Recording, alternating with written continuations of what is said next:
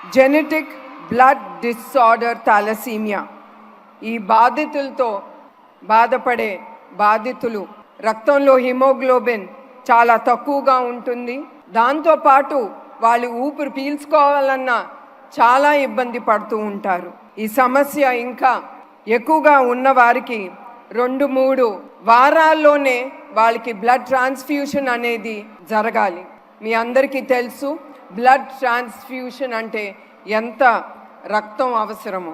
Thalassaemia చిన్నారులు కష్టాలు చూసి అది చెప్పలేనిది. వారిని కలిసిన సమయంలో నేను వారి కష్టాలు చూసి ఆ చిన్నారుల కోసం మా ట్రస్ట్ ఏమి చేయగలదు అనే ఆలోచనతో మేము థాలసీమియా సెంటర్స్ పెడదామని మేము నిశ్చయించుకున్నాం.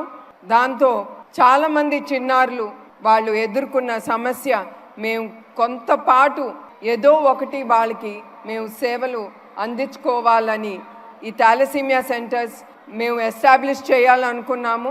దగ్గర 40 నుంచి 50 లక్షలు ఖర్చు అవుతుంది ఒక్కొక్క థాలసీమియా సెంటర్స్ మేము పెట్టాలంటే. అందుకే ఆ సెంటర్స్ పెట్టాలంటే మీ అందరికీ తెలుసు డబ్బు చాలా అవసరం.